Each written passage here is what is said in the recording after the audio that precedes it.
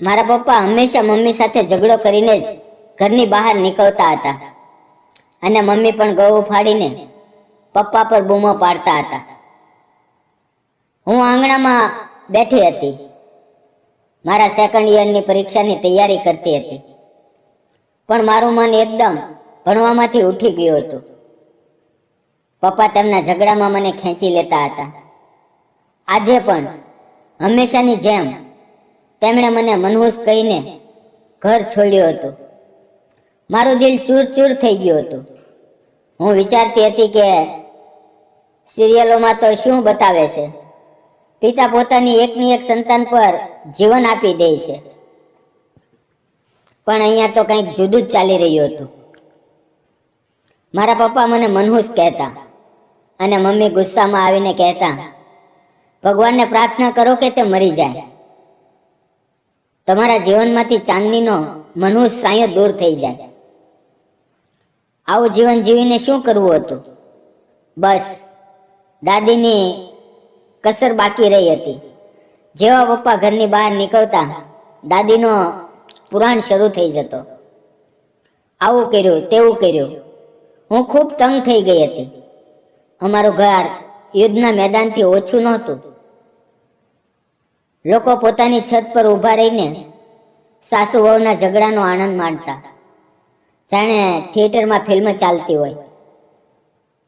હું આ બધા ઝઘડાઓથી કંટાળી ગઈ હતી. દાદી મમ્મીને ગાળો બોલવા લાગતા અને કહેતા, હું તને તો છોડાવી જ દઈશ અને મારા દીકરાને બીજું લગ્ન કરાવીને ઘર વસાવી લઈશ. તે ઘણું એશ કરી લીધું મારા દીકરાની કમાણી ખાઈને. તને ઘણી ચરબી ચડી ગઈ છે. પછી મમ્મી અને દાદીની તૂતું મેમે શરૂ થઈ જતી અને તે સાંજ સુધી ચાલતી. દાદીની આ સાસુ વાળી વાતો પર મને ખૂબ હસવું આવતું. મેં મારી મમ્મીને ક્યારેય પોતાના પર એક રૂપિયો પણ ખર્ચતા જોયા નહોતા. એશ તો દૂરની વાત હતી. મમ્મી મારી પાસે આવ્યા ત્યારે હું મારા વિચારોમાંથી ચોંકી ગઈ. તેમણે પોતાના દુપટ્ટામાં બાંધેલી ગાંઠ ખોલી, મને થોડા પૈસા આપ્યા અને કહ્યું, જા બેટા, દુકાનેથી 1 કિલો બાજરીનો લોટ લઈ આવ. તારા પપ્પા બાજરીની રોટલી ખૂબ શોખથી ખાય છે. મેં મમ્મી પાસેથી પૈસા લીધા, ચપ્પલ પહેરી અને બહાર નીકળી. હું વિચારતી હતી કે મમ્મી રોજ મને બાજરીનો લોટ કેમ મંગાવે છે જ્યારે તેઓ રાંધતા જ નથી.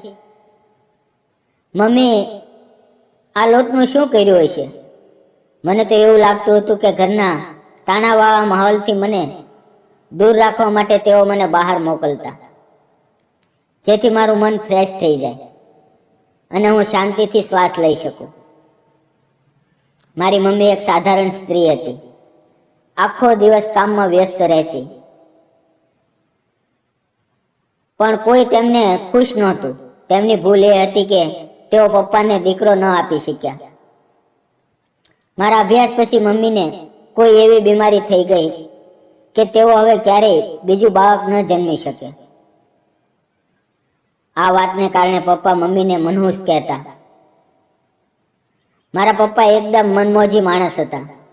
તેમણે ઘરની બહાર પોતાના શોખનો ઘણો સામાન રાખ્યો હતો. ઘરમાં તેઓ મમ્મી સાથે ઠીક રહેતા, પણ જે દિવસે દાદી તેમને કહેતા કે એક પોતો હોત તો કેટલું સારું થાત, તે દિવસે પપ્પાને દીકરાની ચિંતા મગજમાં ઘૂસી જતી અને તેઓ ખૂબ પરેશાન થઈ જતા. દાદી કહેતા, અરે દિનેશ, તારા પછી આપણી વંશવેલ ખતમ થઈ જશે. તું ક્યાં સુધી આ મનુષ્ય સ્ત્રીના પાલવ સાથે બંધાયેલો રહીશ? હું તારા બીજા લગ્ન કરાવી દઈશ. દાદીની વાત સાંભળીને પપ્પા ઊભા થઈને ઓરડામાં જતા અને મમ્મીને ઠપકો આપવા લાગતા. પહેલા મમ્મી ચૂપ રહેતા, પણ હવે તેઓ પણ બોલવા લાગ્યા હતા. આ રીતે ઝઘડો હવે વધુ તીવ્ર થવા લાગ્યો હતો અને આ ઝઘડાઓના કારણે હું ખૂબ માનસિક તણાવમાં રહેવા લાગી હતી. આમ જ દિવસો પસાર થતા હતા. એક દિવસ હું કોલેજથી ઘરે પાછી આવી તો મમ્મીને આંગણામાં ફૂટ ફૂટીને રડતા જોયા. હું ખૂબ ગભરાઈ ગઈ. મેં મારું બેગ દરવાજે ફેંકી દીધું અને દોડીને મમ્મી પાસે ગઈ. મેં કહ્યું, મમ્મી, મને કહો શું થયું? તેઓ રડતા રડતા બોલ્યા, હું બરબાદ થઈ ગઈ, મારું કશું ન રહ્યું. હું ખૂબ ગભરાઈ ગઈ અને બોલી, મમ્મી, કહો ને શું થયું? પપ્પા તો ઠીક છે ને? મમ્મી મારા ગળે લાગીને ફૂટી ફૂટીને રડવા લાગ્યા. તેમણે કહ્યું, તારી દાદીએ પોતાની સહેલીની દીકરીને ઘરે બોલાવી છે. હવે તારા પપ્પા તેની સાથે લગ્ન કરીને આપણને બંનેને ઘરમાંથી કાઢી મૂકશે. આપણે દરબદરની ઠોકરો ખાશું. મમ્મીની વાત ખરેખર પરેશાન કરનારી હતી. મેં મમ્મીને દિલાસો આપ્યો અને તેઓ થોડા શાંત થયા. તેમણે ઝડપથી પોતાના પાલોમાંથી પૈસા કાઢ્યા અને કહ્યું, જા 1 કિલો બાજરીનો લોટ લઈ આવ. મમ્મીની હાલત જોઈને મને હસવું આવ્યું. એક તરફ તેમને ખાવા પીવાની પણ ફિકર નહોતી અને હવે બાજરીનો લોટ શા માટે મંગાવતા હતા? હું બોલી, મમ્મી, આ બાજરીનો લોટ શું તમે તમારી આવનારી સોતન માટે રાંધવાના છો? મારી વાત સાંભળીને મમ્મી થોડા ગભરાઈ ગયા. હું હસતા હસતા પૈસા લઈને દુકાને બાજરીનો લોટ લેવા ગઈ. મને ખબર હતી કે રોજની જેમ આજે પણ બાજરીની રોટલી નહીં બને. ક્યારેક મને લાગતું કે મમ્મી રોજ 1 કિલો બાજરીનો લોટ મંગાવે છે. ક્યાંક તેઓ આ લોટનું ગોદામ તો નથી ખોલી રહ્યા ને? પછી હું પોતે જ મારા આ વિચાર પર હસી પડતી. બાજરીનો લોટ લઈને હું પાછી આવી તો દાદીની સહેલીની દીકરી આવી ગઈ હતી. તે લગભગ 27-28 વર્ષની હશે, મમ્મીથી 8 વર્ષ નાની. તેણે મોટા મોટા ફેશનના કપડાં પહેર્યા હતા, જીન્સ અને ટોપ, અને ખૂબ સ્માર્ટ બનીને આવી હતી, કારણ કે તેનું મારા પપ્પા સાથે લગ્ન થવાનું હતું. જ્યારે મેં મમ્મીને જોયા તો તેઓ એકદમ ઝાંખા પડી ગયા હતા. તેણે 4 વર્ષ જૂનું કપડું પહેર્યું હતું અને આંગણામાં ગમગીન બેઠા હતા.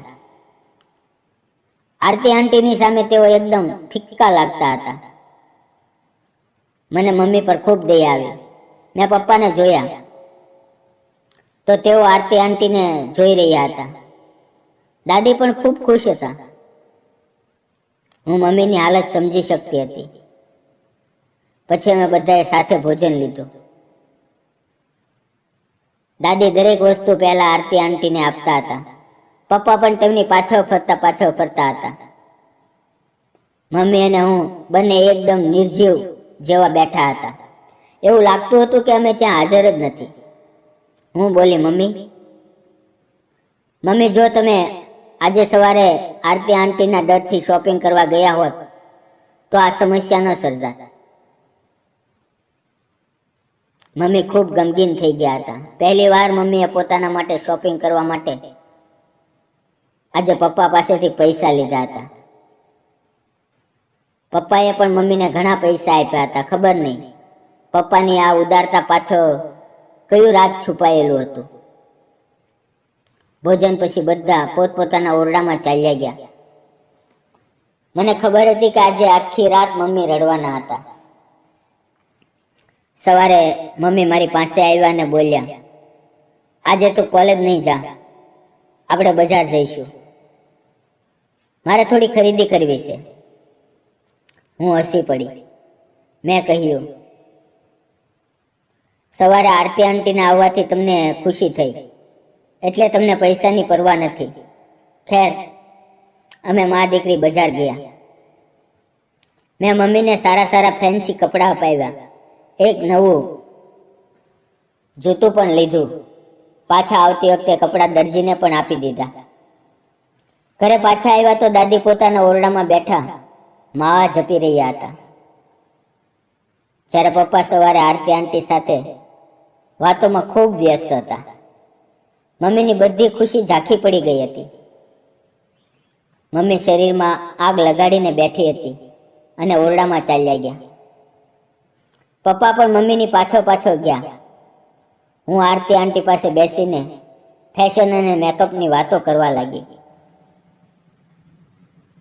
મમ્મી મને હંમેશા કહેતી કે આરતી આંટીને તારી સાથે વ્યસ્ત રાખ, જેથી તે તારા પપ્પા સાથે ન બેસે. ઘરમાં અજીબ જ તણાવ હતો. દાદી આખો દિવસ આરતી આંટીને પપ્પાની નજીક મોકલવાના આઈડિયા કાઢતા, જ્યારે પપ્પા તો પોતે જ આરતી આંટીની પાછળ ફરતા. પણ મેં ગૌર કર્યું હતું કે આરતી આંટીના સૌંદર્ય છતાં પપ્પા તેમની સાથે ક્યારેક જ વાત કરતા. મારી મમ્મીએ હવે નવા નવા કપડાં પહેરવાનું શરૂ કર્યું હતું. રોજ વાવમાં કાકસો ફેરવતા અને મેકઅપ પણ કરતા. એક દિવસ અમે બધા સાથે ભોજન લઈ રહ્યા હતા, ત્યારે દાદી મારી સાથે વાત કરવા લાગ્યા. ચાંદની, ભોજન લઈને સામેની દુકાનેથી 1 કિલો બાજરીનો લોટ લઈ આવજે. તારા પપ્પાને બાજરીની રોટલી ખૂબ શોખથી ખાય છે. મેં આશ્ચર્યથી દાદી તરફ જોયું અને બોલી, દાદી, તમે પણ મમ્મી વાળો ધંધો શરૂ કરવાનું વિચારી લીધું? બધાએ ચોંકીને મારી તરફ જોયું. તો પપ્પા બોલ્યા, શું મતલબ? હું બધી વાત કહેવા જતી હતી. મતલબ, મમ્મી મને દુકાને બસ આટલું જ બોલી શકી. મેં મમ્મી તરફ જોયું તો તેઓ નામાં હાવભાવ કરી રહ્યા હતા અને તેમની આંખો મને ખૂબ ધમકાવી રહી હતી. મને લાગ્યું કે મમ્મીની વાત બધાની સામે ન કહેવી જોઈએ. મેં વાત બદલી નાખી. મમ્મી જ્યારે મને કંઈ મંગાવે છે તો મને પૈસા આપે છે. મને લાગ્યું કે દાદીએ પણ એ જ ધંધો શરૂ કર્યો. પપ્પા હસી પડ્યા. ખેર, તે દિવસે દાદીએ બાજરીનો લોટ મંગાવ્યો અને અમારા ઘરે તે દિવસે ખરેખર બાજરીની રોટલીઓ બની, જે મેં ખૂબ શોખથી ખાધી. હવે ઘણા દિવસ શાંતિથી પસાર થયા, પણ દાદીની રંગત ફરી બદલાવા લાગી. તેઓ બેસતા ઉઠતા પપ્પાને યાદ કરતા. તને કોઈ સંતાન નથી, આપણી વંશવેલ ખતમ થઈ જશે. દાદી ક્યારેક મમ્મીને ગાળો બોલતા અને હવે સાફ શબ્દોમાં પપ્પાને કહેતા, તું હા કરે તો હું આરતી સાથે તારું લગ્ન કરાવી દઉં અને તારું ઘર આબાદ કરી દઉં. પપ્પા કહેતા, મમ્મી, મારું ઘર તો પહેલેથી જ આબાદ છે. પણ દાદી ક્યાં માનવાના હતા? એક દિવસ હું કોલેજથી પાછી આવી તો મમ્મીને ઓરડામાં અંધારું કરીને સૂતેલા જોયા. તેઓ ફૂટીને રડી રહ્યા હતા. મારું દિલ ગભરાઈ ગયું. મેં મમ્મીને ગળે લગાડીને શાંત કર્યા અને પછી પૂછ્યું, મને બધું કહો, શું થયું? મમ્મી બોલ્યા, ચાંદની બેટા, તો દુકાનેથી 1 કિલો બાજરીનો લોટ લઈ આવ, પછી હું તને બધું કહીશ. હું ચૂપચાપ દુકાને ગઈ અને બાજરીનો લોટ લઈ આવ્યો. મમ્મી ક્યારેય પોતે બાજરીનો લોટ લેવા ન જતા, હંમેશા મને જ મોકલતા. તેઓ મને કહેતા, કોલેજની બેગમાં બાજરીનો લોટ છુપાવીને લઈ આવજે. જો કોઈ પૂછે તો કહેજે કે દુકાનેથી કોપી કે કોઈ પુસ્તક લેવા ગઈ હતી. પાછા આવીને મેં મમ્મીને રડવાનું કારણ પૂછ્યું. તેમણે કહ્યું, તારી દાદીએ મને કહ્યું કે હું તારા પપ્પાનો ઓરડો છોડીને તારા ઓરડામાં શિફ્ટ થઈ જાઉં. તેઓ આરતીને દુલ્હન બનાવીને લાવવાના છે. મેં પૂછ્યું, હવે શું કરશું? તેમણે કહ્યું, હું તારા પપ્પા સાથે વાત કરીશ. જો તેમણે કહ્યું કે મમ્મીની વાત માની લે તો હું ઘર છોડીને ચાલી જઈશ. મમ્મીની વાત સાંભળીને હું ખૂબ ડરી ગઈ, કારણ કે મમ્મી પોતાના વચનના પાક્કા હતા. જે નિર્ણય તેમણે લીધો હોય તેના પર પૂરેપૂરા ખરા ઉતરતા. હું આખો દિવસ પ્રાર્થના કરતી રહી કે કાશ પપ્પા મમ્મીનો સાથ આપે. આની શક્યતા ઓછી હતી, પણ હું પ્રાર્થના તો કરી જ રહી હતી. ખેર, સાંજે પપ્પા ઘરે આવ્યા. તેઓ આંગણામાં બેસીને આરતી દીદી સાથે 2 કલાકથી વાતો કરી રહ્યા હતા. પપ્પાના ચહેરા પર ગુલાબ ખીલી રહ્યા હતા. મારા દિલમાં ખૂબ ડર લાગી રહ્યો હતો કે કાશ પપ્પા મમ્મી સાથે પણ આવી જ ખુશીથી વાતો કરતા. પછી પપ્પા ઊભા થઈને પોતાના ઓરડામાં ગયા. મારું દિલ હવે ખૂબ ધડકી રહ્યું હતું. ખબર નહીં આજે પપ્પા મમ્મીની કિસ્મતમાં શું નિર્ણય લેશે. થોડી જ વાર પસાર થઈ તો મમ્મી મારી પાસે આવ્યા. તેમની આંખો આંસુઓથી ભરેલી હતી. તેઓ મારા ગળે લાગીને ફૂટ ફૂટીને રડવા લાગ્યા. હું બધું સમજી ગઈ. હું બોલી, મમ્મી મમ્મી હવે હું પણ તમારી સાથે જઈશ. મારે આ ઘરમાં નથી રહેવું. ત્યારે મમ્મી મારાથી અલગ થઈને બોલ્યા, અરે પાગલ, આજે તારા પપ્પાએ મારી લાજ રાખી લીધી. તેમણે મારી નજરમાં માન ઊંચું કરી દીધું. મેં તેમને તારા દાદીની વાત કરી તો તેઓ બોલ્યા, મમ્મીનું દિમાગ બગડી ગયું છે, તું બિલકુલ પરેશાન ન થા. હું ખુશીથી ઝૂમી ઉઠી. મારા દિલનો બોજ ઉતરી ગયો, પણ આ ખુશી પણ વધુ દિવસ ટકવાની નહોતી. આ ઘટના થોડા દિવસો પછી પપ્પા આરતી આંટીને શોપિંગ કરવા લઈ ગયા. તેઓ તેમની સાથે જોગિંગ કરવા નીકળી જતા. અહીંયા મમ્મી સુકાઈને કાંટો થઈ ગયા હતા. મમ્મીનું જીવન હવે આખો દિવસ પપ્પાની જાસૂસી કરવામાં કે મને બાજરીનો લોટ લેવા મોકલવામાં પસાર થતો હતો. હવે ઘરની સમસ્યાઓ વધુ બગડવા લાગી હતી. આરતી આંટીએ દાદીને સાફ શબ્દોમાં કહી દીધું હતું, જો દિનેશે આવતા અઠવાડિયે મારી સાથે લગ્ન ન કર્યા તો હું પાછી જતી રહીશ. હું ક્યાં સુધી અહીંયા રાહ જોઈને બેસી રહું. આરતી આંટીની વાત સાંભળીને દાદી ખૂબ પરેશાન થઈ ગયા અને એટલે જ મમ્મીના દુશ્મન બની ગયા હતા. એક દિવસે રવિવાર હતો. હું ઘરે જ હતી. દાદી સવારથી મમ્મી સાથે ઝઘડી રહ્યા હતા. હું મમ્મીનું કામ પતાવીને ઓરડામાં સૂવા ગઈ. પહેલા દાદી મમ્મીને ગંદી ગાળો દેતા, દિનેશનો ઓરડો ખાલી કર, નહીં તો હું તને એના જીવનમાંથી જ કાઢી નાખીશ. મમ્મી કંઈ ન બોલ્યા તો દાદી ઓરડામાં ઘૂસીને મમ્મીનો સામાન બહાર ફેંકવા લાગ્યા. હવે મને પણ દાદી પર ખૂબ ગુસ્સો આવ્યો. હું મમ્મીના ઓરડામાં ગઈ અને મમ્મી પર જ ગુસ્સો કરવા લાગી. તમે દાદીને તેમની હદમાં કેમ નથી રાખતા? મમ્મીએ મને કહ્યું, હું બધું સંભાળી લઈશ, તું બસ મને 1 કિલો બાજરીનો લોટ લઈ આવ.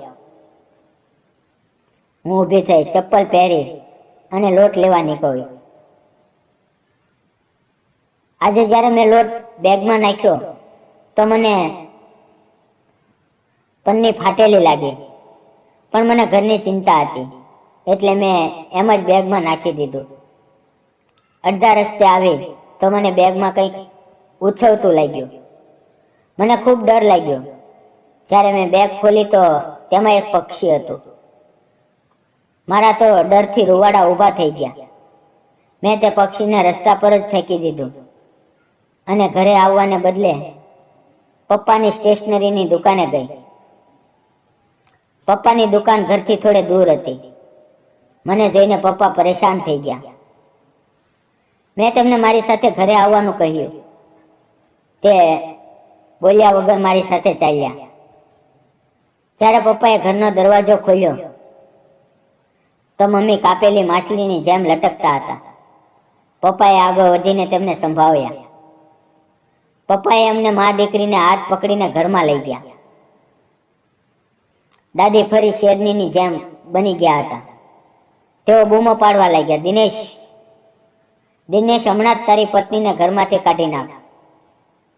આણે તારી માની બેઇજ્જતી કરી. પપ્પાએ દાદીની વાત સાંભળીને કહ્યું, પહેલા તો ચોક્કસ તમે જ કંઈ બોલ્યા હશો. દાદીનો પારો ચડી ગયો. તેઓ બોલ્યા, મેં તો ફક્ત એટલું જ કહ્યું હતું કે તારો ઓરડો ખાલી કર. આ ઓરડો હું આરતી માટે સજાવવાની છું. કાલે તમારા બંનેના લગ્ન કરાવી દઈશ. પપ્પા હસી પડ્યા ને બોલ્યા, મમ્મી હવે બસ કરો. પછી તેમણે આરતી આંટીને કહ્યું, આરતી, તમે આ ઘરમાં મહેમાન છો. તમારી સાથે વિતાવેલો સમય ખૂબ સારો હતો, પણ હવે મને સારું નથી લાગતું. મારી મજબૂરી બની ગઈ છે કે હું તમને કહું કે હવે તમે અમારા ઘરમાંથી જતા રહો. મને આ બિલકુલ સારું નથી લાગતું, પણ તમારા કારણે અમારું ઘર બગડી રહ્યું છે. દાદી બોલ્યા, દિનેશ, તારું દિમાગ તો ખરાબ નથી થયું ને? આરતી તને વારસ આપી શકે છે, આ બાંજ તને શું આપશે?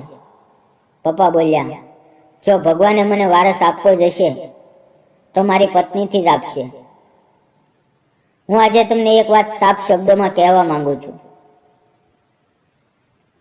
કે મારી પત્ની આ ઘરની માલકીન છે.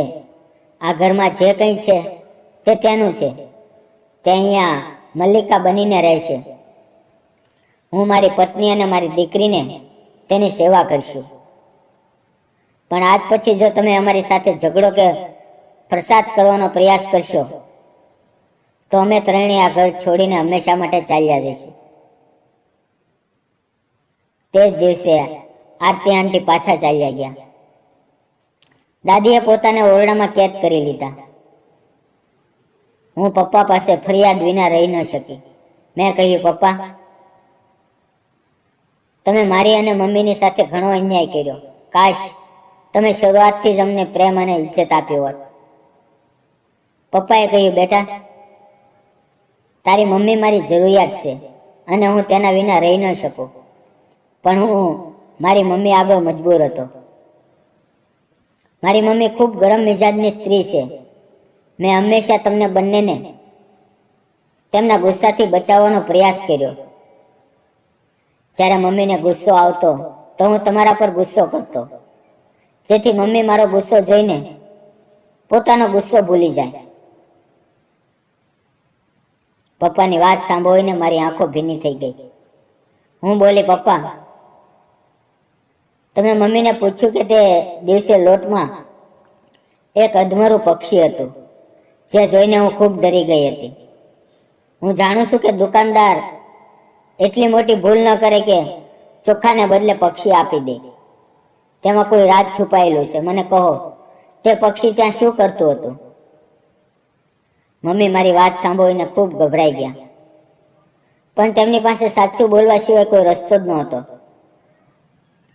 તેઓ બોલ્યા, જે દિવસે તો દુકાનદાર પાસેથી બાજરીનો લોટ લાવી હતી, તેની બાજુમાં એક બાબાજી રહે છે. તેઓ તાવીજ અને વિદ્યાનું કામ કરે છે. મેં દુકાનદારને કહ્યું હતું કે મારા માટે એક તાવીજ લઈ લે.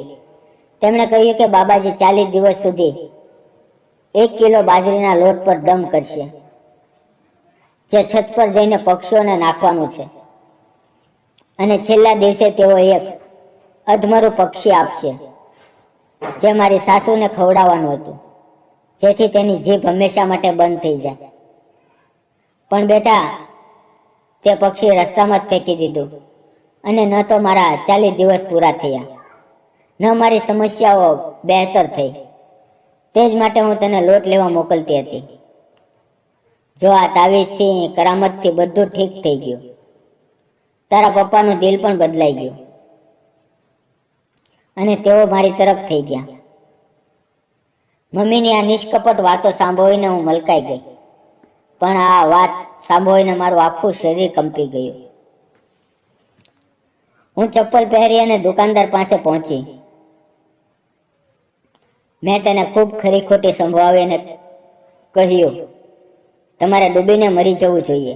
તમે લોકોને તબાહીના રસ્તે દોરો છો, કાવો જાદુ કરાવો છો.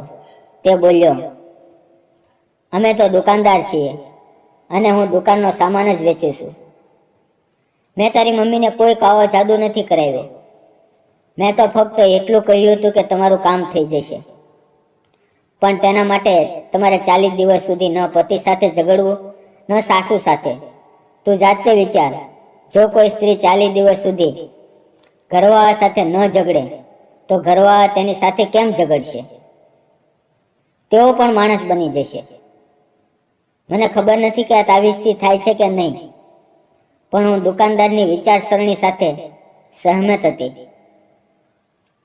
તેમણે કેવી રીતે પોતાને બધી સમસ્યાઓથી બચાવી લીધું હતું.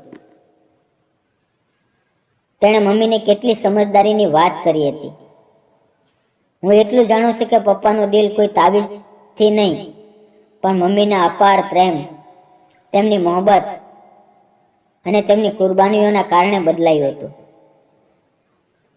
જો દરેક સ્ત્રી પોતાની જીભ બંધ રાખે, ધીરજ રાખે, તો તેનો પતિ પણ નાની નાની વાતો પર ઝઘડવાનું છોડી દેશે. ઘર નહીં તૂટે અને ન તો સ્વતન લાવવામાં આવે. આ ઘટનાને 2-3 વર્ષ થઈ ગયા. પપ્પા મમ્મીને ડોક્ટર પાસે લઈ ગયા અને મમ્મીની સારવાર કરાવી. હવે મમ્મીને દીકરો થયો છે, મારો નાનો ભાઈ થયો છે. દોસ્તો, જો તમને આ વિડીયો ગમ્યો હોય તો વિડીયોને લાઈક કરો અને ચેનલને સબસ્ક્રાઈબ કરો. ફરી મળશું મિત્રો આવતીકાલે એક નવી વાર્તામાં. મિત્રો, વિડીયોમાં આવેલા નામ, પાત્ર અને ઘટના ફક્ત કાલ્પનિક છે. તેનો કોઈ પણ વ્યક્તિ, જાતિ કે ધર્મ સાથે સંબંધ નથી. આ વાર્તા ફક્ત મનોરંજન અને શૈક્ષણિક હેતુથી બનાવવામાં આવેલી છે. તેને અન્યથા ન જોશો. અને હા, કાળા જાદુના જાળમાં ફસાશો નહીં, એવું કશું હોતું નથી. તો ફરી મળશું આવતીકાલે મિત્રો એક નવી વાર્તાની અંદર. ત્યાં સુધી આવજો. વિડીયો પૂરો જોવા બદલ આપ સૌનો ધન્યવાદ મિત્રો.